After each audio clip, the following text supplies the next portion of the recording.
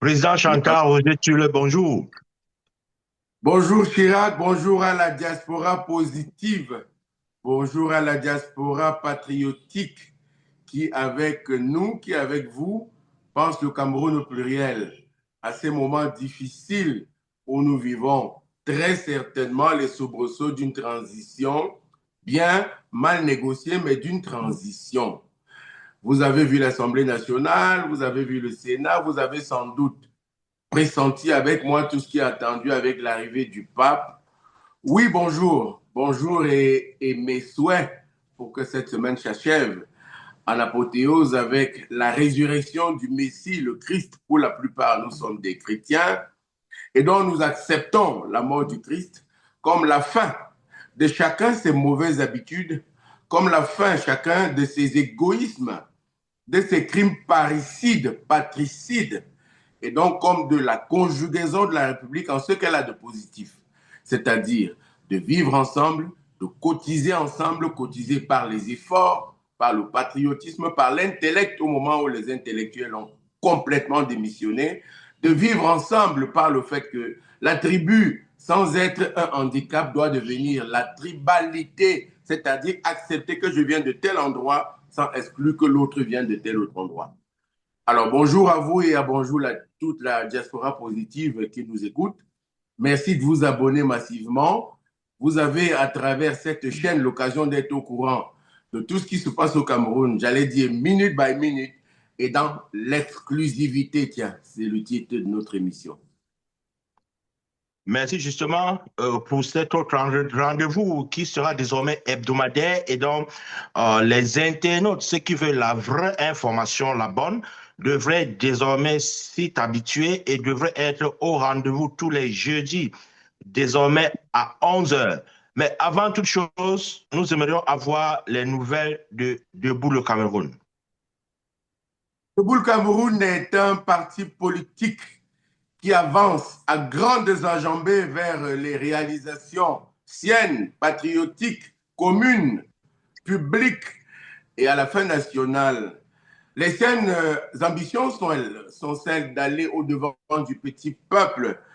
Vous savez, on a décidé d'être la chaîne du petit peuple et en cela, nous sommes le parti du peuple, le parti qui parle pour les sans-voix, comme notre chaîne, comme notre émission, le parti qui pense qu'au-delà de l'ambition financière, des biceps que les uns et les autres brandissent, là, il faut apporter l'intellect, des égoïsmes que les autres, les uns et les autres brandissent quand il faut conjuguer l'avenir pour tout le monde.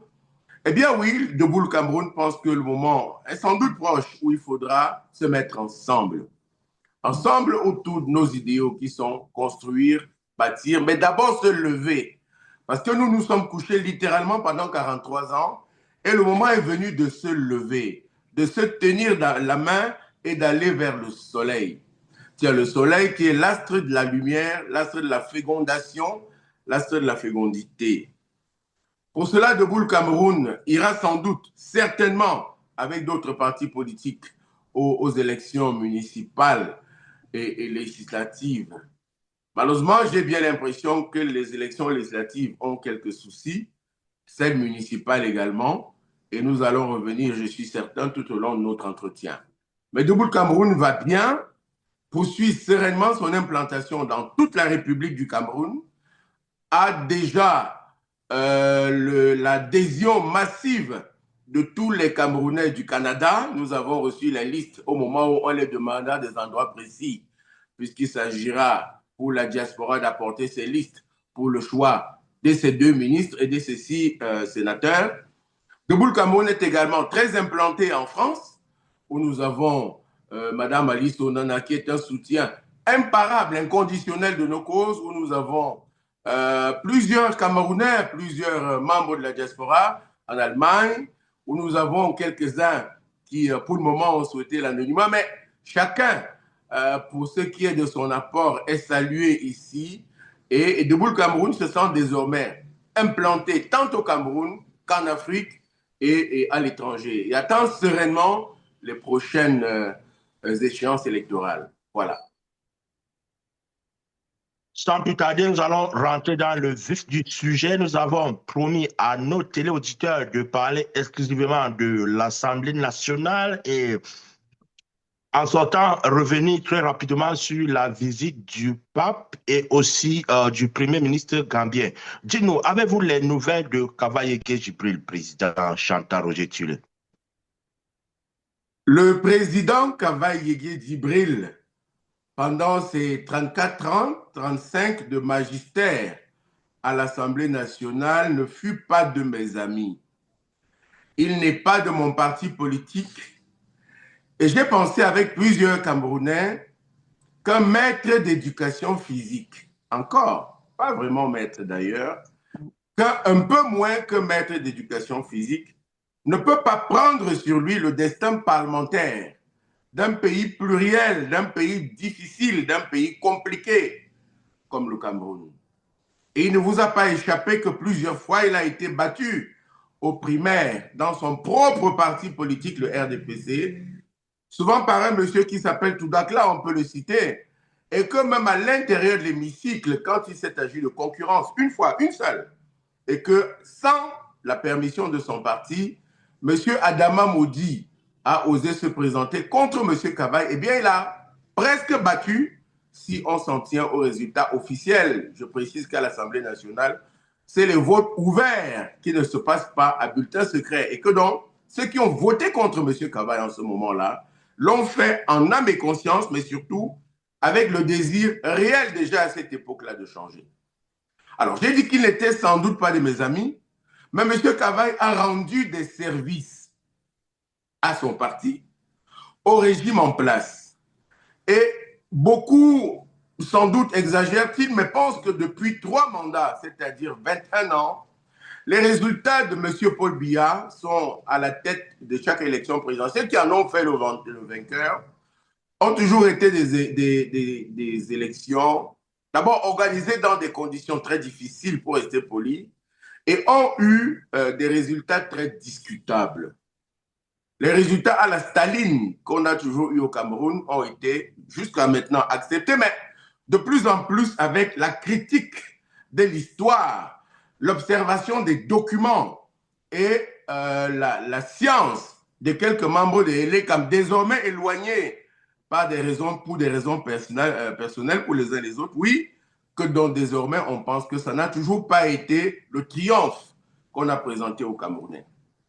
Pour la dernière élection présidentielle, par exemple, il y a sur 6 millions, on va grossir le chiffre d'électeurs, eh bien le premier, si on accepte qu'il fut le premier, M. Biya, eh bien il y a eu que M. Biya a sans doute eu 1 315 000 électeurs, un peu moins électeurs, des personnes qui ont voté pour lui, qui en ont fait le président de la République.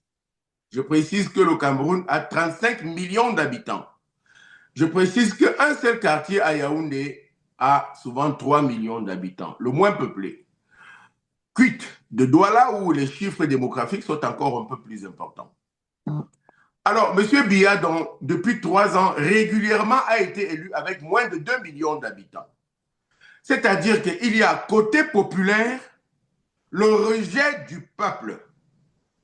En ce moment-là, il reste ceux qui choisissent qui est président et qui ne l'est pas.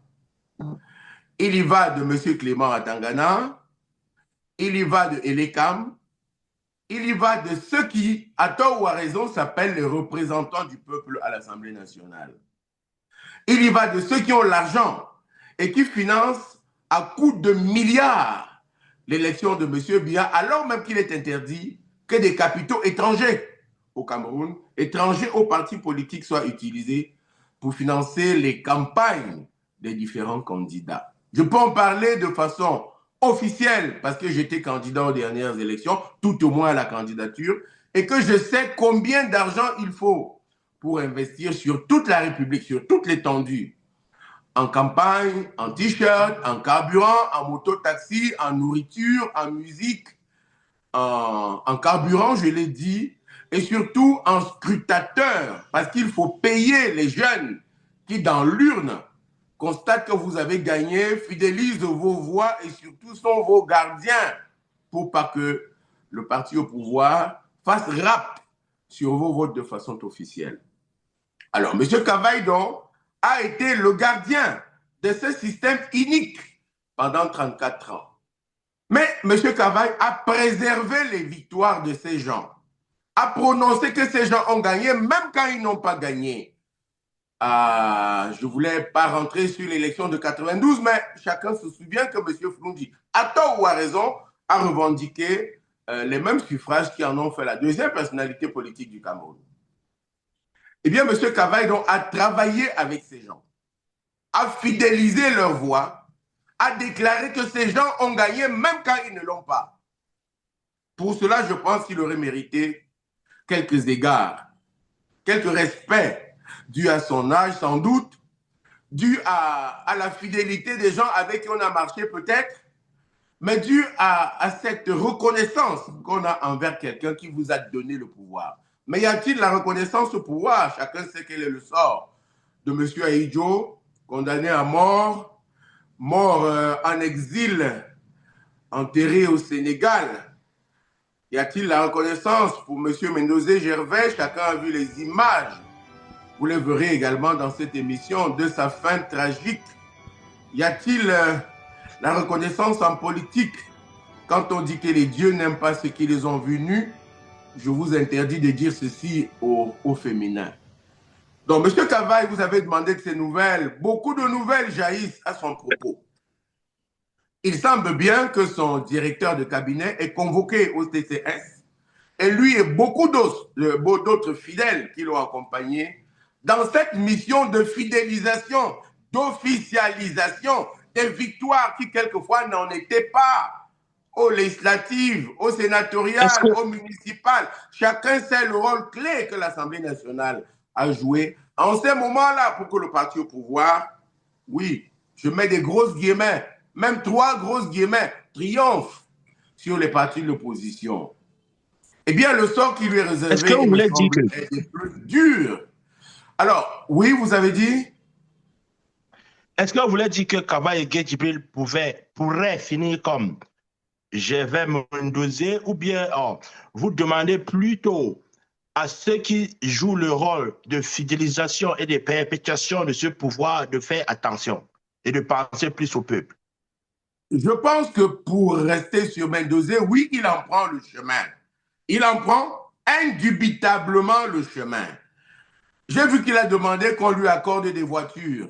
Datouo, M. Datouo, qui était de ses fidèles, des plus proches lieutenants alors, hein, qu'il a refusé de lui accorder ces 2 malheureuses voitures qu'il demandait, alors qu'au Sénat, le président du Sénat, l'ex-président du Sénat a droit à tous ces avantages, et encore un peu plus, puisque l'épouse du président du Sénat, écoutez-moi très bien, a une pension, l'épouse du président du Sénat, pardon, vous voyez le grossier de la chose, l'épouse de l'ex-président du Sénat a 2 500 000 francs de salaire chaque mois, en plus des avantages qui sont...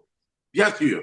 C'est-à-dire que Mme Nyat Ndifendi Marcel, dès lors que Nyat n'est plus président du Sénat, a 2 500 000 francs de salaire mensuel. Si vous n'avez pas vu une autre grossièreté, c'en est une. On était sur M. Cavaille, on viendra sur M. Nyat et ses avantages en tant que président retraité. Je dis au passage que je suis allé lui rendre visite et qu'il ne connaît même plus son nom. Il ne sait même plus comment il s'appelle. Et que toutes les voitures qu'on lui a données, tous les avantages, les gendarmes, la cuisine, la nourriture, je ne sais pas bien à qui ça ira, car au Cameroun, on meurt de misère et de kwashiorkor. Pour ce qui concerne M. Cavaille, oui, vous avez demandé s'il prend le chemin de M. Mendoza, indubitablement, parce qu'il m'est revenu qu'il a commencé à parler. Pourquoi? Des nouvelles qui nous parviennent, il y a des chances qu'elles sont vraies, disent que lui-même ira bientôt répondre de quelques infidélités, pour rester poli, avec l'argent de la République, avec le budget de l'Assemblée nationale. Il devra répondre des recrutements massifs et grossiers des membres de sa famille rapprochée, ses enfants, sans diplôme, que ces enfants vont être bientôt licenciés. La note est prête, je peux vous le dire. et qui le seront, c'est-à-dire licenciés. Je précise qu'il est père de mari de plusieurs dizaines de femmes et donc père de plusieurs cinquantaines d'enfants, et que la culture au nord de la République, à Mada, il est de Mada, est de se faire entourer par ses enfants. C'est une tradition, c'est ce qu'il a fait. C'est un chef. Et je pense que pour service rendu, on aurait pu lui concéder cela. Maintenant, l'actuel président de l'Assemblée nationale a demandé un audit. Cet audit commencera le 15 de ce mois pour inventorier toutes les dépenses. Vous m'avez bien compris, M. Kaba Djibril, depuis qu'il est président de l'Assemblée nationale jusqu'à maintenant. A-t-il volé un sou, disons cela comme ça, je vous l'ai dit distrait, mais pour que tout le monde comprenne bien. A-t-il volé un sou? Est-il monté jusqu'au vol du milliard? Vous remarquez au Cameroun, l'unité de vol, c'est le milliard. Je précise qu'un milliard, c'est 1000 millions. Combien de milliards a-t-il pris? N'a-t-il pas pris? Eh bien, cet audit-là va le faire. Combien d'argent sa piscine, supposée avoir été rénovée, restaurée à 140 millions, alors même qu'une piscine n'existait pas, hein? Est-ce que tout ceci pourra être justifié? Il semble bien que des gens de son entourage vont payer le prix fort de toutes les années de fidélité à M. Biya. Une autre nouvelle qui nous est parvenue est que son épouse a été chassée comme une malpropre du CERAC, comme le fut à une certaine époque l'épouse de M. Michel Anjanguine.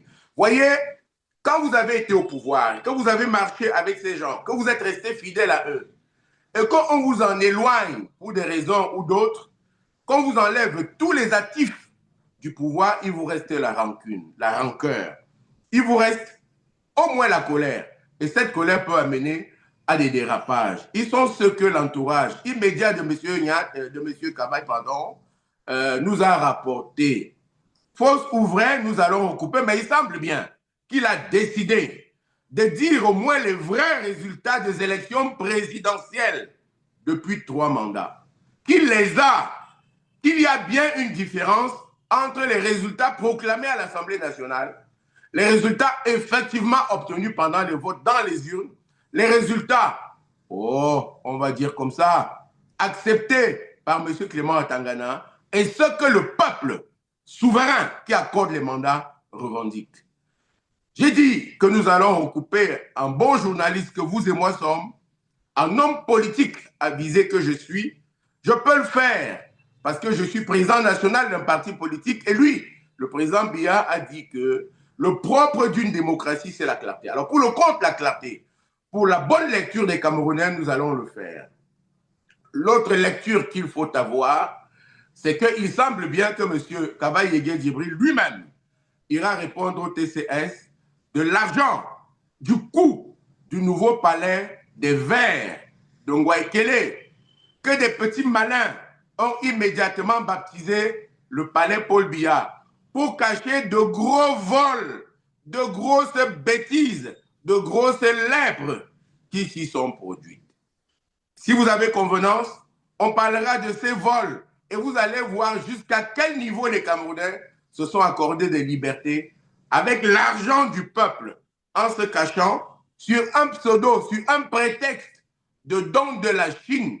Parce qu'il n'y a jamais eu un don de la Chine. Parce que ce bâtiment a été construit 3 fois avec 3 budgets prélevés dans l'argent anémié du peuple camerounais, dans les finances anémiées de ce peuple qu'on a appauvri, anémié, insulté et brimé chaque fois qu'il a osé demander qu'il y ait, tiens justement, un audit. Est-ce que vous pouvez nous donner quelques chiffres exacts de cet argent qui était effectivement distrait au niveau de ce qu'ils appellent le palais des Verts Paul Biya? Je vous lis un document que j'ai reçu. Je vais peut-être m'accorder quelques commentaires, hein? Parce que ce qui est grave, très grave dans ce fait, c'est que l'immeuble présenté comme un don chinois, alors que le contribuable camerounais a payé le prix de l'immeuble, est un véritable scandale. Voici les détails. Les estimations, d'après mes estimations, et celles de ces techniciens qui ont participé à la construction de cet immeuble, eh bien, le coût de la construction de l'immeuble, les estimations, les premières étaient de 60 milliards de francs CFA. Dans la nature du financement, il s'agissait d'un don de la République populaire de Chine. La coopération économique et technique s'entend. Et la République du Cameroun devait payer 10% de ces 60 milliards. La pose de la première pierre de cette affaire qui devait intervenir, elle a eu lieu, la pose, en réalité, en 2019. Voilà. Et l'inauguration de cet immeuble-là a eu lieu en 2025. Alors, calculez de 2019 en 2025 et vous allez voir le scandale qui va suivre. À l'inauguration, le projet comprend un bâtiment de bureaux, 14 étages, un nouvel hémicycle et une salle de banquet. Vous voyez, je suis en train de parcourir le document en même temps que vous. Et le coût total du budget inauguré en ce moment-là a été en francs CFA de 3,5 milliards. Alors, voici le problème. Les 10% de la contribution du Cameroun ont été décaissés. Écoutez-moi bien. Décaissés chaque année.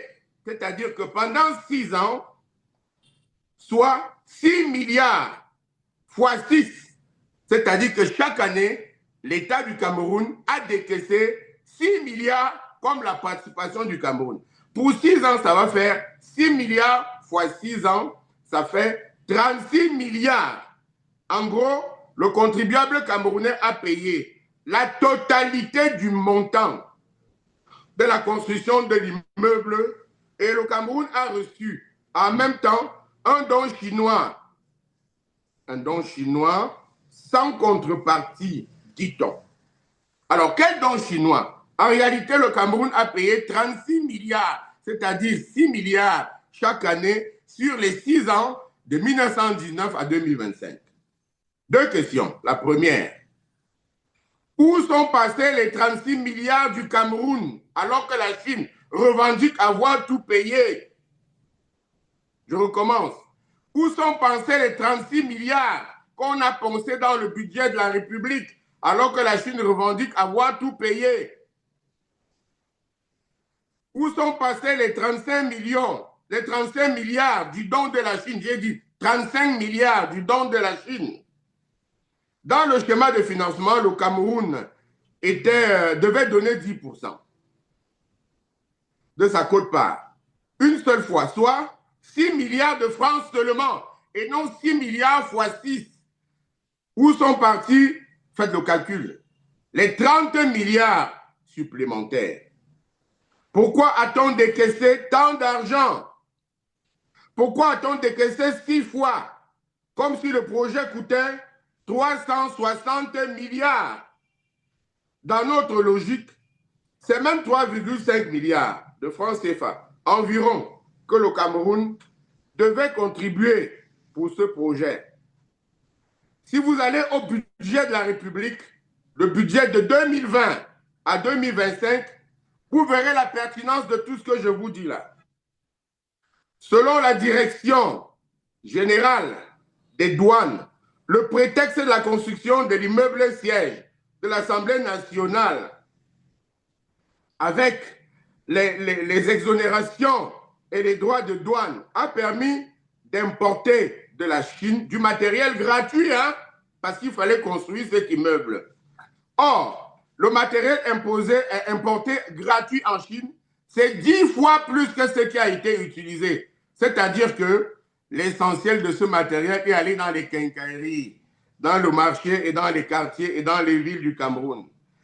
Tout ce qui est venu de la Chine, qui est entré au Cameroun sans payer la douane, a servi pour les petits malins dans leurs boutiques. Une enquête est importante et le président de la commission de cette affaire s'appelle bien M. Datuo. M. Datuo, vous avez bien compris. Arrêtons-nous un instant avant de revenir au document. Le document dit que pendant de 2019 à 2025, il a fallu doter l'État du Cameroun d'un hémicycle. Et cet hémicycle demandait que le Cameroun apporte 10%, le reste par la Chine. La Chine dit avoir apporté l'essentiel de sa quote-part. Le Cameroun, lui, devait apporter 6 milliards, c'est-à-dire 6 milliards seulement. Or, chaque année, de 2019 à 2025, des petits malins ont décaissé dans les fonds publics 6 milliards. Cela a fait 36 milliards. Le président de la commission de cette affaire, c'est l'actuel président de l'Assemblée nationale, M. Datouo, qui doit des explications au peuple camerounais, qui devrait normalement être entendu au TCS. Il s'agit qu'il donne simplement sa part de vérité, pour le moment.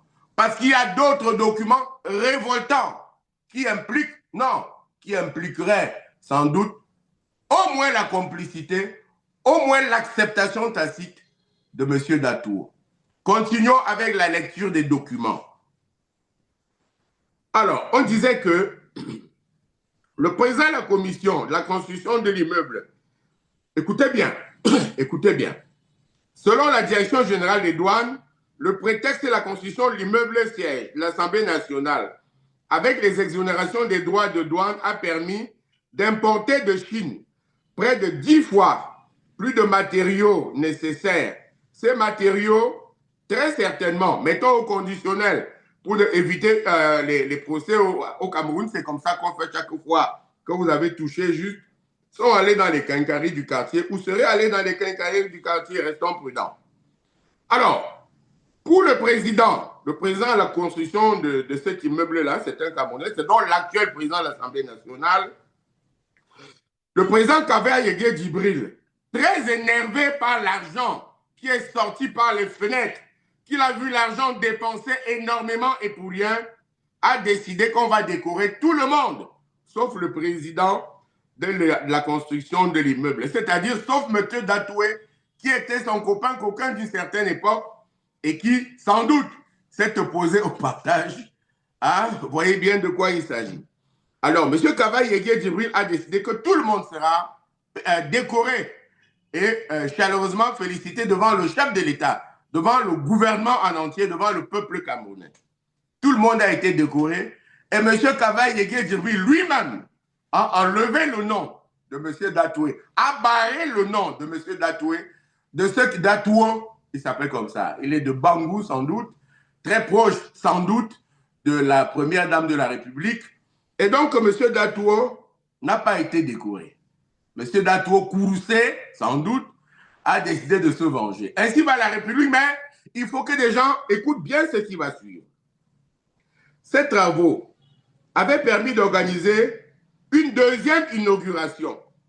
Parce que M. Datouo s'est plaint chez ses amis très haut placés. On a donc décidé, pour lui donner aussi sa décoration, d'organiser une deuxième inauguration du Palais des Verts. Parce qu'il fallait le baptiser Palais des Verts Paul Biya, au lieu de Palais des Verts de Ngouaïkele. Eh bien, ce deuxième baptême du Palais des Verts Paul Biya, où on a effectivement cette fois-là donné une décoration, à une seule personne, M. Datouo, eh bien, ce Palais des Verts Paul Biya a vu une nouvelle dépense. Il a coûté aux contribuables camerounais plusieurs milliards, c'est-à-dire 1,3 milliard pour la deuxième inauguration qu'on a appelée le baptême. Donc, la première inauguration, vous aurez les chiffres sans doute pendant cette émission, mais la deuxième inauguration, c'est-à-dire qu'on réunit quelques députés et quelques amis, on donne une décoration à M. Datouo, on décide que cet immeuble va s'appeler immeuble Paul Biya et ça a coûté 1,3 milliard. Je précise que 1 milliard, c'est 1 milliard, c'est 1000 millions. Voilà de quoi il s'agit. Pour entrer sur un autre détail, vous demandiez s'il ne risquait pas d'avoir le chemin de monsieur Mendozé. Oui, sans doute, s'il ne se tait pas. Non, s'il se tait. Non, s'il prend sur lui toutes les casseroles qu'on voudra y mettre. Mais chacun choisit ses amis, il a choisi les siens.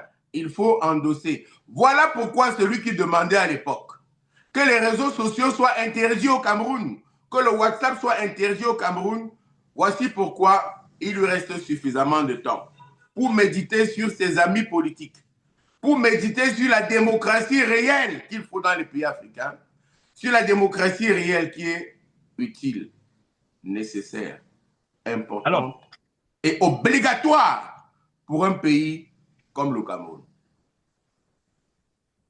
Après la lecture d'une infime partie de ce document que nous allons d'ailleurs relayer dans notre... Il est volumineux, il va des voitures, il va des maîtresses, des maisons bâties aux maîtresses, il va des résidences de l'Assemblée nationale, il va des voyages en Turquie pour se changer, se soigner, quelquefois pour enlever encore, écoutez-moi bien, dans un orteil, il va de d'autres caprices financiers grossiers que les fonds publics de la République ont subis.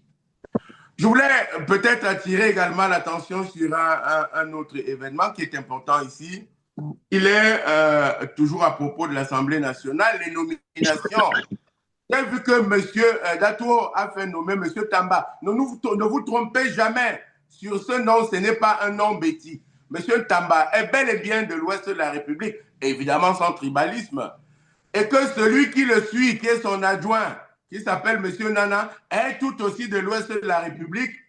Ça annonce un cabinet où il n'y aura que les gens de Bangou et qui seront quelquefois soit des amis de vieille date de M. Dato, soit des amis de la vie, et comment on dit ça, des boys de M. Dato, pardon, M. Nana, et comment dire ça, les mauvaises langues disent des copines, non, on ne dira pas ça nous autres, mais que celle qui est bien, qui a été nommée directeur de la communication, est très, très, très proche du nouveau président de l'Assemblée nationale.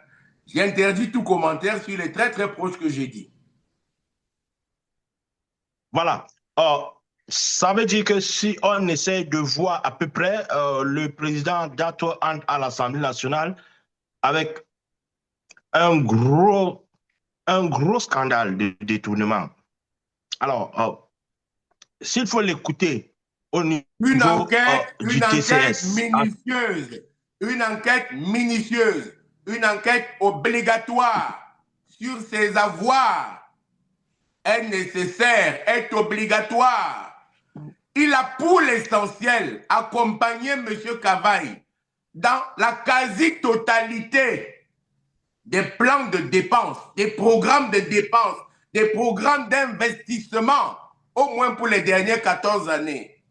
Il faudra qu'il s'explique devant la Cour des comptes, devant la République et devant le TCS. Pour commencer un bon mandat, il faut qu'on montre patte blanche. Il me semble que pour la nouvelle législature, cela est nécessaire. Est-ce que l'homme que nous avons acclamé, applaudi, est toujours l'homme que chacun devait attendre? Seules ces enquêtes-là le prouveront. Est-ce que la démarche qu'il a commencé de recruter des gens essentiellement de sa région, de sa famille, annonce qu'il ce sera quelqu'un qui va agir sans parti pris, sans tribalisme? On peut se poser des questions. Voyez, quand on écrit l'histoire, on oublie de retenir ce que la tradition africaine, le bon sens paysan dit. Quand vous vous courbez pour regarder le derrière de l'autre, il arrive régulièrement qu'on regarde le vôtre également. Telle est la République dans laquelle nous vivons, mais je voulais annoncer pour tous nos internautes, pour tous ceux qui nous regardent, pour tous ceux qui nous regarderont, qu'il y a sur ce principe, sur ce fait-là, d'énormes déclarations que vous allez avoir ici, qui méritent au moins que M. Dato soit renvoyé provisoirement de ce poste pour qu'on le confie à quelqu'un d'autre, au moins comme intérimaire, avant qu'il ne se justifie de tous les scandales que nous avons dans des documents officiels que nous avons par devers nous désormais depuis quelques jours. Voilà pour qui est de l'Assemblée nationale. Bien évidemment, Bien évidemment, nous allons publier une partie dans notre plateforme principale, le www.panoramapapers.com. Et la semaine prochaine, nous allons certainement revenir avec ce document qui est très volumineux. Et alors que Cela sera fait, cela sera fait. Vous pouvez compter sur moi. Le président Paul Biya, a dit que les présidents des partis politiques doivent veiller sur la gestion de la fortune publique. C'est ce travail que vous et moi faisons. Vous en tant que journaliste, moi en tant que président d'un parti politique, très assis, très établi au Cameroun et qui a décidé, qui a choisi de défendre la fortune publique. En exclusivité, vous aurez par exemple l'argent dépensé grossièrement en évacuation sanitaire.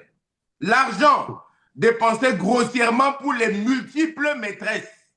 L'argent dépensé grossièrement pour le statut de quelques membres des différents bureaux. Vous allez avoir également des documents exceptionnels sur la commission des finances, sur les membres de la commission des finances. Est-ce que ces gens ont coûté à la République du Cameroun? Voilà. Voilà. Nous allons justement garder les bisous pour la sieste et essayer de passer à un deuxième sujet, notamment Je souhaite que ces bisous pour la sieste soient des bisous pour ceux qui vous concernent, faits à des jolies femmes, je connais votre temps d'épouse, soit à des jeunes filles demandeuses pour l'occasion, parce que nous sommes restés fermes et fidèles. L'homosexualité est une animalité et tout le monde qui se rend coupable de cette affaire, de cette chose, doit aller en prison pour 5 ans. Et tout le monde qui fait la propagande de cette affaire doit être condamné pour 10 ans pour ce qu'on appelle l'apologie de l'homosexualité. Quelle que soit la personne, quels que soient ses parents, cela doit être dit. Je l'ai dit. Là, vous faites allusion à Brenda Biya. Suivez mon regard. Vous n'avez pas besoin d'un dessin. Aux États-Unis, vous êtes quand même très proche du Cameroun du cœur. Et d'ailleurs, les réseaux sociaux et les canaux d'information de plus en plus sophistiqués ont fait que le Cameroun est devenu un quartier de New York où vous êtes. À ce propos, je voulais saluer les belles images que vous nous avez envoyées du Conseil de sécurité où vous avez pu entrer et de ce que vous avez défendu de notre cause des partis de l'opposition et des opposants du Cameroun devant les hommes qui comptent parmi les représentants du monde entier à l'ONU. Vous avez pu rencontrer beaucoup de présidents qui sont des États-Unis, qui sont du Canada, qui sont de partout dans le monde pour défendre la cause du Cameroun. Je vous en remercie. Je me ferai l'écho de cette entreprise patriotique auprès du peuple camerounais. Voilà. Merci beaucoup. Peut-être qu'on va y revenir plus largement dans d'autres occasions. Mais pendant la réunion de l'OMC à Yaoundé, on a vu le ministre gambien, le premier ministre gambien, aux côtés du premier ministre camerounais Joseph Dion Ngouté. Est-ce que ça veut dire qu'il y a des arrangements entre le gouvernement et le président Issa Chiroma? Vous savez l'affection que j'ai pour le président Issa Chiroma Bakari, que j'ai, pas maintenant, depuis qu'il est ministre de la Communication et qu'il m'a adopté. Donc il s'agit d'une amitié sincère, d'une amitié réelle. Et si nous étions de ce que nous venons de décrire tout à l'heure, nous serions des amants, tellement nous nous sommes bien entendus à un moment donné. Parvenu comme homme politique, parvenu comme homme politique de premier rang, sans doute un des premiers au Cameroun, eh bien, il m'a fait l'honneur de m'adopter et m'a pris régulièrement quand il s'est agi de parler de la politique du Cameroun. En ceci, je crois devoir faire cette sortie. Et je sais qu'il m'entend, je sais qu'il m'écoute. Il ne peut pas y avoir un blocage politique comme celui qui existe au Cameroun actuellement sans qu'il intervienne. On l'a crédité de 36% comme étant le deuxième aux élections présidentielles. Je pense qu'il a eu un peu plus. Sans doute davantage plus. Mais 36% en fait la deuxième personnalité politique élue, populairement élue, légitime et légale du peuple camerounais. Vous n'étiez pas ici, nous étions vos yeux et vos oreilles, mais ce que j'ai vu dans la rue au Cameroun, c'était quasiment 10 à 20 millions, écoutez-moi bien, 20 millions de Camerounais pour revendiquer ce que le peuple appelait à cette époque-là la victoire volée. Et tous les jeunes qui ont mis leur vie en péril, leur commerce en péril, leur carrière en péril, ont cru à un idéal, l'idéal que leur a proposé M. Tirouma, et ont voté à cet effet, y compris votre humble serviteur qui faisait partie des équipes de campagne du président Issa Tirouma. Vous parliez de monsieur le président gambien. Oui, certainement, un homme politique de cette trempe-là ne se déplace pas pour rien. Monsieur le Premier ministre gambien est venu à l'OMC, c'était un prétexte. Un homme politique comme moi, un journaliste perspicace comme vous, le sait. La Gambie n'est pas un plus grand pays que le Gabon ou Sao Tomé et Principe, malgré le respect que je dois à ce pays frère. La Gambie n'est pas le plus grand pays membre de l'OMC par le fret, par le commerce, par les investissements, non. La Gambie n'a pas souvent brillé par sa présence chaque fois qu'on a attendu le pays gambien où il y a eu d'autres assises de l'OMC. Et si vous avez observé, la Gambie a sans doute parmi les rares pays été celui qui a apporté un représentant à cette hauteur de dignité publique et politique, pour ne pas dire plus. C'est donc qu'il était un envoyé auprès du gouvernement de Yaoundé, reçu par monsieur le Premier ministre du Cameroun, qui est la troisième personnalité, non, la deuxième personnalité de la République. Ne faites pas attention aux grimaces qui viennent de quelques chancelleries. Eh bien, oui, il a été reçu par la deuxième personnalité de la République. Sans doute sur recommandation ferme de la première personnalité de la République, dont il est le représentant permanent, le vrai représentant permanent, monsieur le Premier ministre de la République. Il ne s'agit pas d'un ministre d'État, il ne s'agit pas d'un secrétaire, il s'agit bel et bien du Premier ministre de la République, qui en tant que tel a reçu le Premier ministre de Gambie pour parler de l'avenir de la République. On ne fait pas le commerce dans un pays à la guerre. Donc les deux dirigeants, d'après mes confidences, ont parlé surtout de M. Tirouma, surtout de l'avenir du Cameroun, un pays qui a besoin de paix pour investir, pour continuer à conquérir en politique, mais surtout engranger des lauriers en économie. D'après mes informations, que je souhaite fausses, monsieur le représentant de Gambie a été également reçu par le président de la République. Mettez ceci au conditionnel. Je sais surtout qu'il a été également reçu par monsieur le nonce apostolique. Si mes informations sont vraies, il semble bien que le Premier ministre de Gambie est musulman.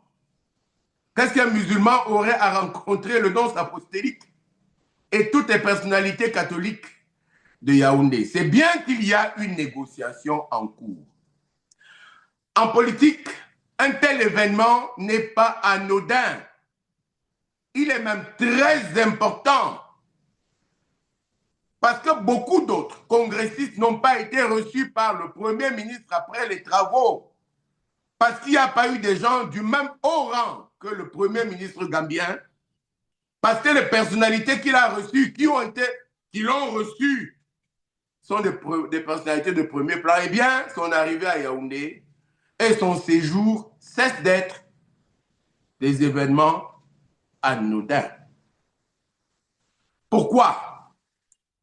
Parce que la nouvelle constitution, il semble, je vous le vends en mille, que les députés désormais subissent beaucoup de pression venant du palais de l'unité, je vous dirai de qui, pour ne pas faire passer ce texte. Parce que ce texte dépouille la fonction de secrétaire général de toutes ses attributions de poids. En l'article 10 et 11, notamment, il est dit que le président, le vice-président de la République, eh bien, c'est lui qui sert de courroie entre le gouvernement et le chef de l'État. Que c'est lui, le président de la République, qui a la signature, lui seul, la signature du chef de l'État. Et que les grandes décisions, les grandes signatures, le chef de l'État m'a demandé de signer entre lui et place. Désormais, c'est le vice-président de la République qui aura ses attributions, ses obligations. Plus grave, dans le 11 de ce projet de document, celui qu'on m'a fait parvenir, il est écrit que le vice-président coordonne et commande le secrétariat général de la présidence de la République. Or, le secrétariat général, en l'état actuel, a les attributions du vice-président, nomme les directeurs généraux, est le président du conseil d'administration de tout le pétrole du Cameroun, coordonne les services et renseignements du Cameroun, sert de courroie entre le chef de l'État et le gouvernement. Eh bien, tout ceci sera désormais fait par le vice-président. Les députés de mes amis dont m'ont rapporté hier, non, avant-hier, n'est-ce pas, que ils ont des pressions. Restons pour le moment là-dessus. D'énormes pressions pour leur mandat. Quelques-uns que le RDPC ne va plus présenter leur candidature s'ils votent ce document qui dépouille le secrétaire général de tous ses pouvoirs. Que celui qui le vote ne sera plus candidat à la prochaine mandature, aux prochaines élections. Donc, ce texte, il semble bien ce texte ne passera pas. Le texte sur les municipales, hier, je vous dis hier, a également été renvoyé. Je vais vous envoyer le document tout à l'heure, d'où l'annulation de la session d'hier soir, où le secrétaire général de l'Assemblée nationale a sans autre forme de procès annoncé aux députés, d'abord saisi un à un, ensuite collectivement, que la session a été purement et simplement annulée. Il s'agit de ces documents. Pardon? Qui sont ces députés frondeurs qui parviennent à rejeter le texte venant de la présidence? La seule chose qu'ils peuvent faire, parce que tout le monde veut le changement au Cameroun, tout le monde ne veut plus, sur ordre du président de la République, sur mandat du président de la République, tout le monde dit qu'est-ce que le président a dit. Et le président qui vient d'initier ce texte a choisi, comme celui qui ira dire aux gens, aux députés, aux ministres, au peuple, eh bien le président a choisi le vice-président. Ce vice-président, je voulais qu'on y arrive, est donc obligatoirement, écoutez-moi bien, Monsieur Issa Tirouma Bakari. Ça ne peut pas être quelqu'un d'autre. Parce que le texte dit que le vice-président doit avoir un mandat du peuple. C'est obligatoire. Comme le président doit avoir un mandat du peuple. C'est obligatoire. Le président Biya a donc été élu à la dernière élection présidentielle et son second, M. Issa Tirouma, élu à la même élection présidentielle, vice-président d'office, de fait, démocratiquement, devrait arriver comme vice-président. Cela doit avoir pour avantage de calmer les tensions politiques qu'il y a au Cameroun aujourd'hui. On parle d'une descente du pape à Bamenda.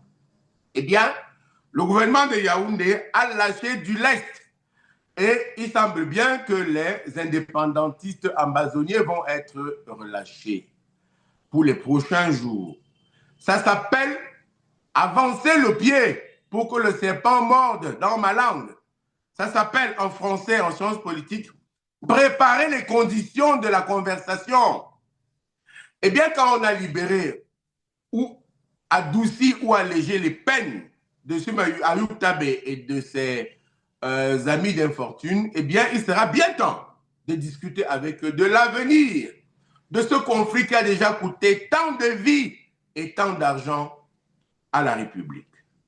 Et donc le vice-président du Cameroun, qui vient du Grand Nord, à mon sens, et selon toute logique, parce qu'élu démocratiquement par le peuple camerounais, s'appelle M. Kirouma Bakari. Dans la même logique, il a été adoubé déjà par le gouvernement américain. S'il n'y avait pas eu la guerre en Iran, je vous fais une confidence, il aurait déjà, M. Kirouma, obtenu son passeport diplomatique et fait une tournée. Elle était prévue, je crois qu'elle aura lieu toujours, aux États-Unis sur invitation de M. Trump. C'est donc que les États-Unis ont décidé d'avoir un œil plus attentif en Afrique centrale. C'est donc que les États-Unis ont décidé, vous allez voir où je veux aller, et je pense qu'on en reparlera, de participer au festin en Afrique. Pardon de dire ça comme ça, mais le festin ne sera plus l'apanage du seul peuple français, des seuls gouvernements successifs français. L'Amérique a décidé de regarder cela de près. Et dans le nouveau partage du monde, l'Afrique appartient à l'Amérique. Il y a désormais une base militaire au Ghana. C'est elle qui a intervenu au Nigeria il y a quelques jours, quelques semaines. Eh bien, la Chine s'est vue attribuer Taïwan. Écoutez-moi très bien. Et oui, pourquoi le cacher? La Russie s'est vue attribuer l'Ukraine. Le Moyen-Orient, pour une partie, reviendra aux Américains. Il y aura ce qu'on appelle la borderline, qui sera le Liban, qui appartiendra à Israël, et le reste appartiendra à Washington. Un point, un trait. Celui qui ne l'a pas compris est un analphabète politique. Et dans ce contexte, le Cameroun devient, parce que premier pays d'Afrique centrale, un pôle sensible avec laquelle on ne jouera pas parce qu'on veut être le transporteur des notions, des notes de M. Paul Biya. Cela ne se fera plus. Voilà pourquoi quelques personnes ont décidé de bloquer ce texte qui est à l'Assemblée nationale. Et je peux vous dire que la moitié des députés, au moins la moitié, a décidé de quitter l'hémicycle si ce texte était retiré. Et que l'autre moitié a décidé de déclarer malade et ne pas assister aux différents travaux qui annuleront cette affaire. Voilà. Alors, dis-nous, vous n'avez pas quelques exclusivités sur le nom de ces députés? Première question. Deuxième question. Je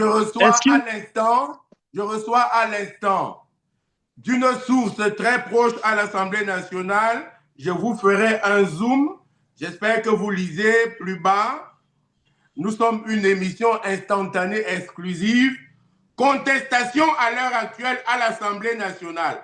Vive contestation, surtout auprès des députés du RDPC, à propos du retrait, du rejet de la loi sur la prorogation illimitée des mandats des conseillers municipaux. Voilà. Je vous avais dit que le Cameroun était à la croisée des chemins, il l'est réellement. Allons sur votre question. Et puis l'émission s'appelle Exclusivité. Donc vous n'aurez que des exclusivités lors de cette production. Alors, la question était celle de savoir, est-ce qu'on aura un vice-président venant du Grand Nord et un président du Sénat venant du Grand Nord? Il est obligatoire, il devrait être du Grand Nord, il le sera s'il y a des nationalistes au Cameroun. C'est d'ailleurs du reste le candidat, le choix de tous les partis politiques de l'opposition quand nous travaillions en conclave après l'élimination injuste de la candidature de M. Kamto, quand le choix s'est porté sur le président Kirouma, le choix était que c'était le seul qui apportait l'argent pour l'élection, c'est le seul qui apportait les garanties nécessaires qu'il ne fera pas plus de 3 ans de transition, et c'est le seul qui apportait les garanties qu'il ferait un gouvernement de transition avec toutes les tendances politiques de toutes les régions. Un gouvernement équitable qui saura faire fi des appartenances religieuses, parce que beaucoup se sont servis de l'islam. pour faire peur au peuple. Monsieur Chirouma, président, va islamiser toute la République. C'est archaïque, c'est sauvage et c'est stupide de réfléchir comme cela parce que la religion, c'est désormais la culture. Chacun fait celle qu'il veut. J'ai cru voir qu'il y a même une religion pour les lesbiennes qui est en gestation au Cameroun. Non, plus sérieusement, voyez, il y a au Cameroun ces différentes tendances. Et ces blocages, les conseillers municipaux disent également qu'il faut une prorogation de leur mandat. Les députés disent qu'il faut obligatoirement un vice-président. Mais chacun, il me semble, passe à côté du réel problème. Quel est le problème? Même quand M. Tirouma sera arrivé. Et lui, M. Tirouma, en patriote, a accepté cette clause. Elle est que le vice-président de la République, avec toutes les attributions et tous les pouvoirs que lui donnera la prochaine loi, eh bien, ne doit pas être candidat à sa réélection, ni à aucune élection, ni à une élection au poste de président de la République, pour ne pas fausser les débats, les donnes et la qualité neutre de l'élection. Et M. Tirouma a apporté toutes ces garanties. Pour donc calmer le Grand Nord, pour apporter la paix partout, il me semble que le seul, et je ne suis pas le seul à le dire, avec moi plusieurs chancelleries occidentales où je suis allé, comme vous-même, eh bien le seul qui peut apporter ces garanties, ce n'est ni plus ni moins qu'un descendant du Grand Nord qui a la légitimité parce qu'il est allé aux élections. C'est bien cela le raisonnement de tous les députés qui nous ont appelés, y compris de celui qui vient de nous envoyer le texte actuel, qui est un des très proches de M. Datour. Tiens, vous voyez, nous avons des amis partout. Voilà. Est-ce qu'on peut dire que le pape viendrait mettre la main sur tout cela ou bien c'est lui qui a arrangé tout cela avant son arrivée au Cameroun? C'est attendu. La touche du pape. C'est attendu. Et vous qui êtes plus proche de lui là-bas, par les médias, conseillez au pape, comment il s'appelle, conseillez au pape de repasser toutes ses soutanes, de bien cirer ses chaussures et de laver ses chaussettes, surtout de repasser ses soutanes, parce qu'il y a des pannes de lumière à Yaoundé et partout au Cameroun aujourd'hui qui mettent 2 semaines, 3 semaines, de faire mettre un peu de carburant dans le groupe électrogène de là où il va habiter parce que désormais, il peut arriver qu'on lui coupe la lumière pendant qu'il est dans ses appartements privés. Et oui, plus sérieusement, je pense qu'il ne viendra pas seulement pour ses soutanes. Dans un pays laïque comme le Cameroun, où les religions africaines l'emportent sur les musulmans et les catholiques, on attend de lui qu'il vienne dire la paix. On attend de lui qu'il vienne faire la confession. Je ne veux pas en dire plus. La confession de quelques hommes politiques qui ont perdu le sommeil, au propre comme au figuré, qui ont donc besoin de libérer leur âme, d'alléger leur âme. Côté politique, d'apporter la paix. Et cette paix ne passera pas sans la libération des jeunes qui sont en prison, qui ont tout risqué pour faire entendre leur voix, pour faire dire qu'ils sont membres de ce pays. Et le pape devra arriver pour dire la vérité sur la mort de M. Ekane Andissé et plusieurs autres morts. Sur l'arrestation, l'embastiment du professeur Abba Oyono et de beaucoup d'autres Abba Oyono. Sur l'influence faite sur une famille à Bafoussam pour qu'Ekane Andissé ne soit pas enterré là-bas à côté de son idole, Wandji Ernest. Sur les libertés que beaucoup prennent avec les mœurs de dire en public qu'ils recherchent des conjoints dans un pays où l'homosexualité est une lèpre. Pour bien dire, on attend ça de lui, de confirmer que l'homosexualité est le seul pays qui est puni, le seul péché qui est puni de mort par la Bible des catholiques et de Monsieur le Pape. Pour bien dire que quelques personnes qui se sont déformées ainsi ont été baptisées par le pape. Pour bien dire que la République doit continuer à fonctionner au-delà des avantages, des pouvoirs, des abus de pouvoir, des abus d'autorité. Ouais, je suis très libre d'en parler. À 58 ans, mon avenir est derrière moi.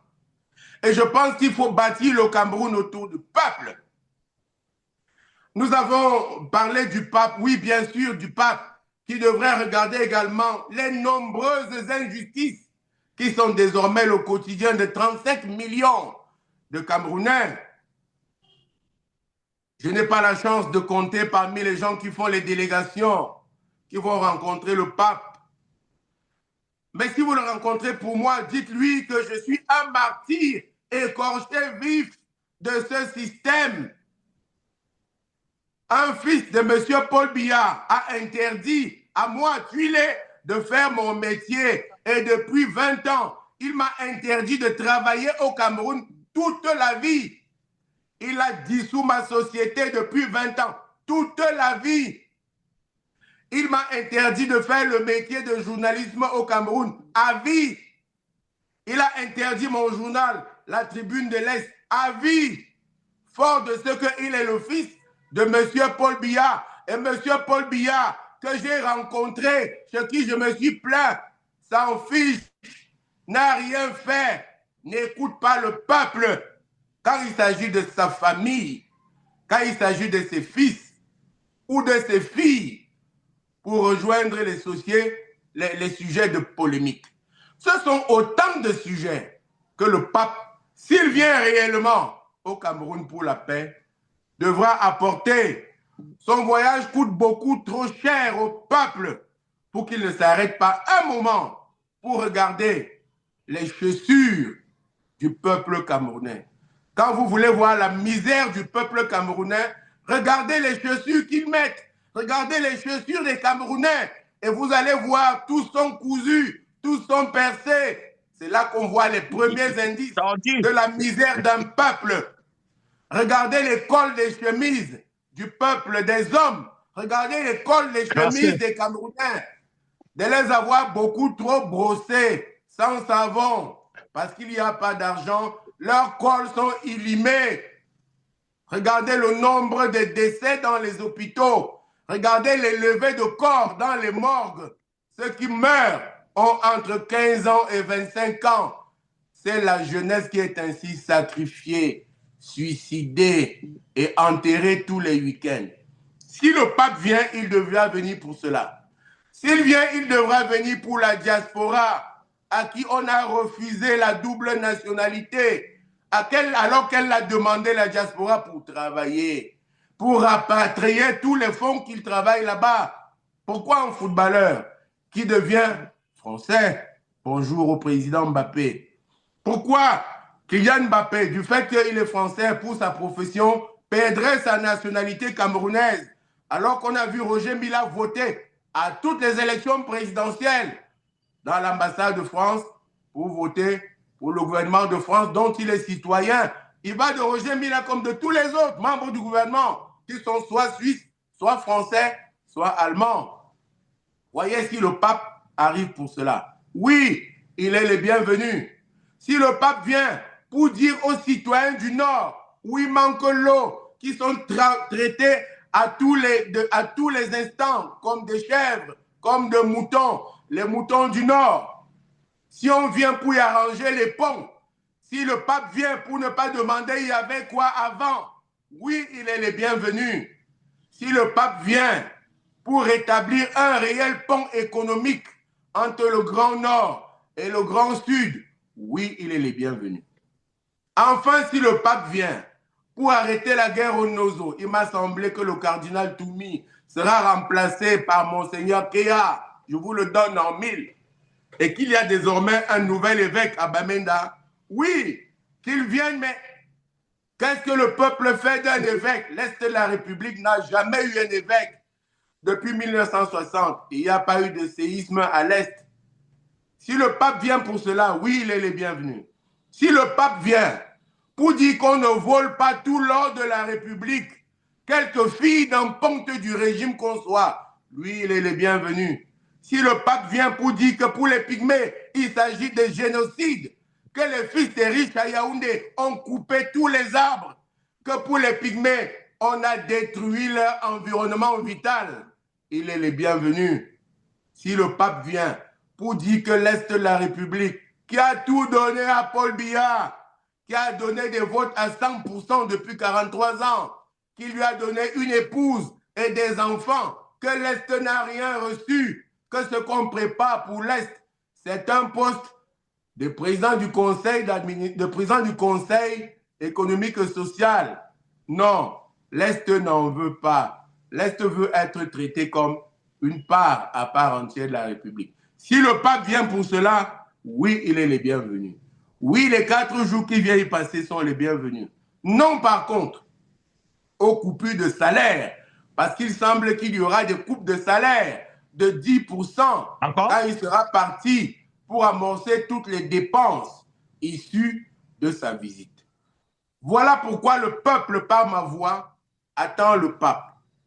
Voilà pourquoi le peuple, par ma voix, salue l'arrivée du pape. Rien que pour ce que je viens de citer, oui, le pape est le bienvenu. Mais s'il vient pour rencontrer quelques amis de quelques sectes, nous pensons qu'il a mieux à faire au Vatican et à Castel Gandolfo. Voilà. Merci beaucoup, Chantal Roger Tulé. Il n'y avait pas meilleure conclusion. Le rendez-vous est pris pour jeudi prochain à la même heure pour plus d'exclusivité. Nous sommes les ouvriers du peuple camerounais. Nous sommes les ouvriers de la vérité. Nous sommes les fidèles serviteurs de notre chaîne de télévision. Nous appelons tout le monde à se brancher désormais tous les jeudis. À bientôt. À très bientôt.